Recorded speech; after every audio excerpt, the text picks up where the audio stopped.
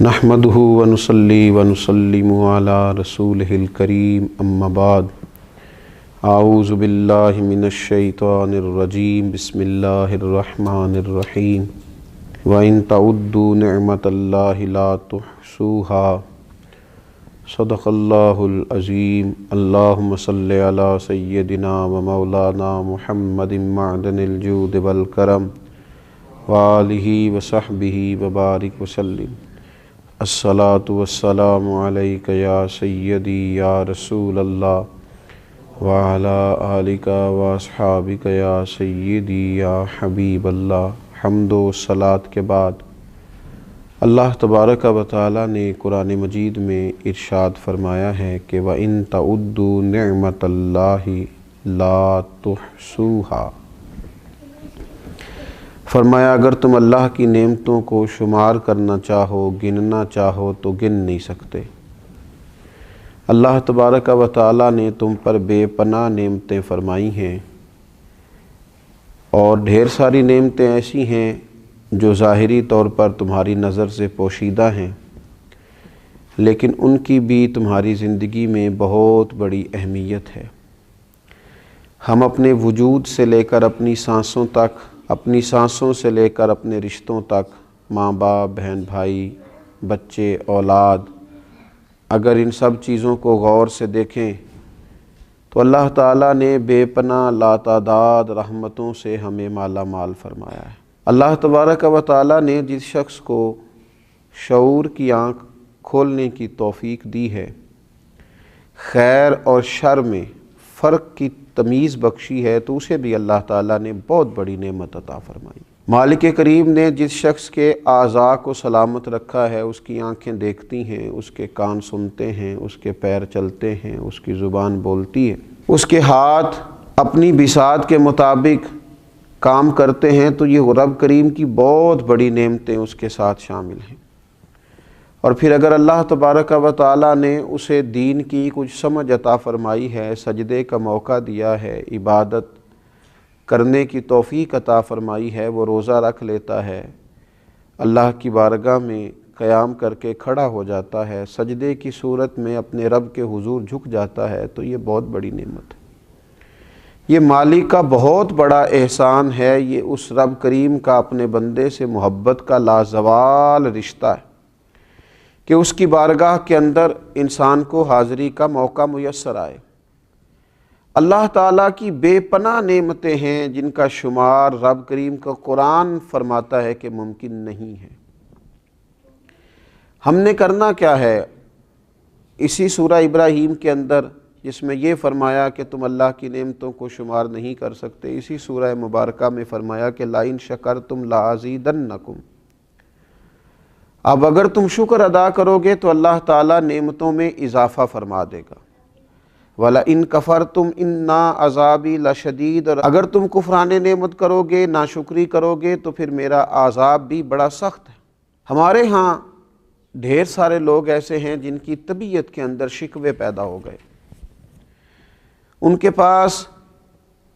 جو ہزاروں لاکھوں نعمتیں موجود تھیں، ان کے شکر کی طرف تو کبھی ان کی طبیعت نہ جا سکی، لیکن ایک جو چیز ان کے پاس موجود نہ تھی اس کے لیے وہ تڑپتے رہے۔ وہ جو چیزیں ظاہری طور پر اور وقتی طور پر ان کو میسر نہ تھیں،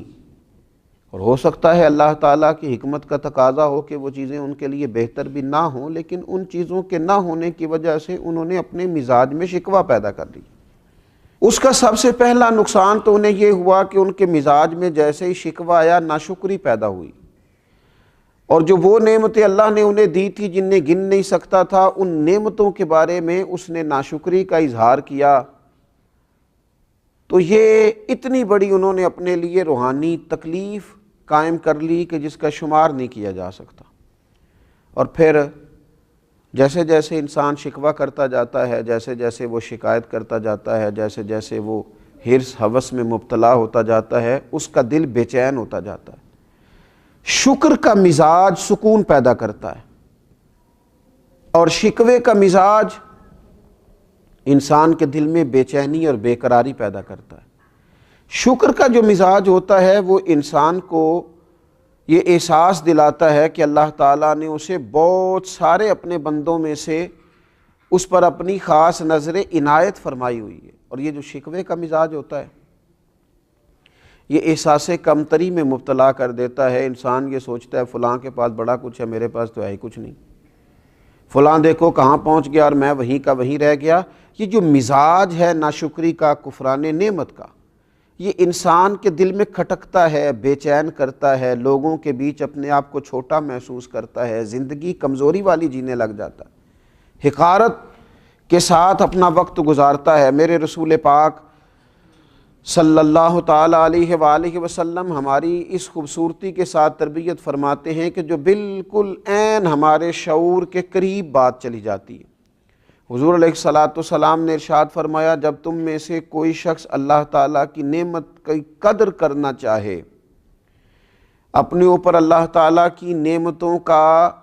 احساس پیدا کرنا چاہے، تو وہ اپنے سے کم درجے کے شخص کو دیکھے، وہ محسوس کرے کہ میری صحت بالکل ٹھیک ہے اور دیکھو فلاں آدمی خدا کی حکمت کے ساتھ اس کے اعضاء پورے نہیں ہیں، کسی کی نظر موجود نہیں ہے، کوئی اپنے قدموں پر صحیح طرح سے چل نہیں پا رہا، کوئی بیچارہ ذہنی طور پر اعصابی طور پر کمزور ہے۔ کبھی پلٹ کر ان لوگوں کو بھی تو دیکھے جن کا قد بہت اونچا ہے، چہرہ بہت خوبصورت ہے اور ان کا وجود بڑا طاقتور ہے، لیکن ان کی پشت پر کپڑے پہ لکھا ہوا ہے کہ اس شخص کا ذہنی توازن ٹھیک نہیں ہے۔ اگر کسی شخص کو مل جائے تو فلاں ایڈریس پر، فلاں پتے پر اس کو پہنچا دیا جائے۔ تو یہ ساری چیزیں اگر زندگی میں سوچی جائیں تو نبی پاک علیہ السلام ہمیں فرماتے ہیں کہ تم اس شخص کو دیکھو جس کو بظاہر اللہ تبارک و تعالیٰ نے تم سے کم چیزیں عطا کی ہیں، اس کو جب دیکھو گے تو مقام شکر پیدا ہوگا، طبیعت کے اندر تمہارے نعمتوں کی قدر پیدا ہوگی، اپنے رب کے ساتھ تمہاری دلچسپیاں بڑھیں گی۔ اور حضور علیہ السلام ارشاد فرماتے ہیں اس شخص کو چاہیے کہ وہ اپنے سے بڑے درجے کے آدمی کو کبھی نہ دیکھے، وہ اس طرف توجہ کبھی نہ کرے کہ دیکھو یہ آدمی کہاں پہنچ گیا ہے، میں کہاں رہ گیا ہوں، اس کے پاس کتنا مال آ گیا، کتنی دولت آ گئی، اقتدار آ گیا، فلاں چیز آ گئی۔ ان چیزوں میں جتنا زیادہ الجھتا جائے گا مزاج میں ناشکری پیدا ہوگی، طبیعت میں تکلیف آئے گی، اعصاب شکن تک چیزیں پیدا ہو جائیں گی، اس کا دل بے چین رہے گا، طبیعت بے قرار رہے گی۔ تو جو اللہ نے دیا ہے اس پر جو لوگ خوش رہتے ہیں، سادہ معنی یہ ہے کہ دنیا میں خوش وہ ہے جو اپنے نصیب سے خوش ہے، دنیا میں خوش وہ ہے جو اپنے رب کی عطا پہ خوش ہے، دنیا میں خوش وہ ہے جس کو اللہ تعالیٰ نے جہاں کھڑا کیا ہے وہاں وہ پورے ذوق شوق سے کھڑا ہو گیا، وہ آدمی دنیا میں بڑا خوش ہے۔ تو اپنی زندگی میں جب مزاج شکر پیدا کیا جائے، آپ دیکھیے انبیاء کرام علیہم السلام کے شکر کرنے کا کیا انداز ہے، وہ کس طرح شکر ادا کرتے ہیں۔ حضرت سیدنا داؤد علیہ السلام اپنے رب کریم کی بارگاہ میں عرض کرتے ہیں، کہتے ہیں اے اللہ میں تیرا شکر کیسے ادا کروں، تو مجھ پر نعمت کرتا ہے، میں اس کا شکر ادا کرتا ہوں تو ایک نعمت اور فرما دیتا ہے، میں اس کا شکر ادا کرتا ہوں تو اور نعمت ادا کر دیتا ہے۔ مالک تیری نعمت پر نعمت، فضل پر فضل، عطا پر عطا، کرم پر کرم ہوتا جاتا ہے، تو میں تو ڈھونڈتا رہتا ہوں کس نعمت کا شکر ادا کروں۔ حضرت داؤد نے جب یہ بات کی تو رب کریم نے فرمایا داؤد اب تم اپنے رب کو پہچان گئے ہو، اب تم نے اپنے مالک کا شکر ادا کیا ہے۔ حضرت موسیٰ علیہ السلام اپنے رب کریم کی بارگاہ میں عرض کرتے ہیں اے رب میں تیرا شکر کیسے ادا کروں جبکہ تیری سب سے چھوٹی نعمت جو میرے اوپر ہے اس کے لیے بھی اگر میں ساری عمر عبادت کرتا رہوں تو میں اس نعمت کا حق ادا نہیں کر سکتا۔ تو اللہ تبارک و تعالیٰ نے وہی فرمایا اب تم نے میرا شکر ادا کیا ہے، اب تم اس مقام پہ آئے ہو کہ جہاں تم نے شکر ادا کیا ہے۔ تو حضرت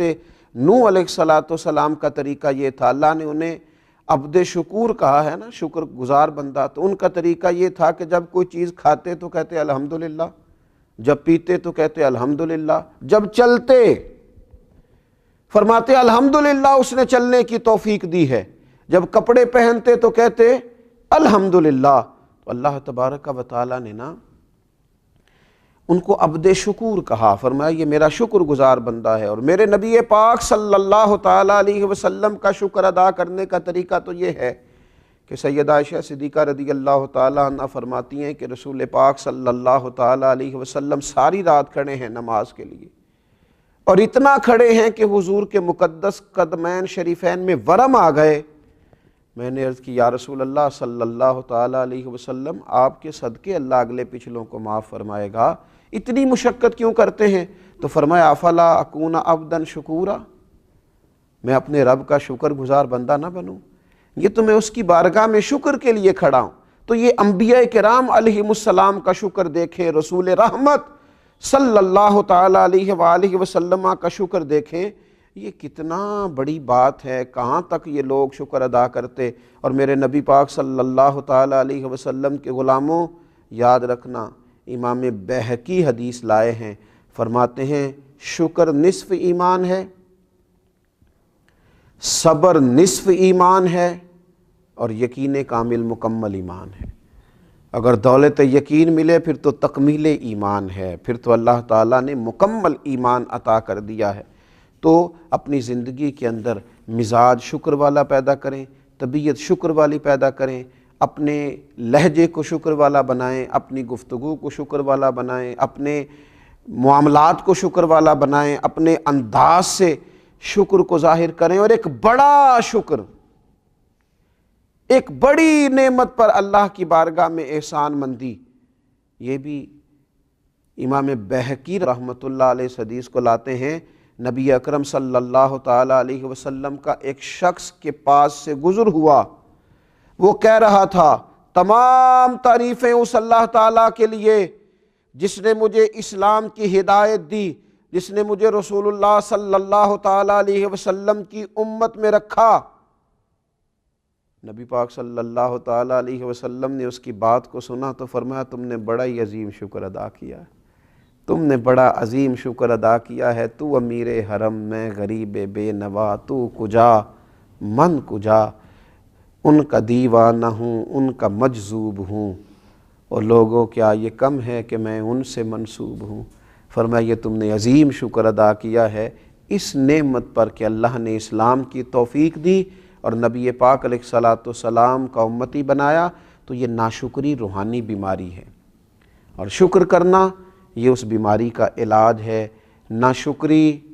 دل کو تکلیف دیتی ہے اور شکر بندے کے دل کو ٹھنڈا کرتا ہے۔ اللہ تعالی ہمیشہ شکر گزار بندہ بننے کی توفیق عطا فرمائے۔ وما علینا الا البلاغ۔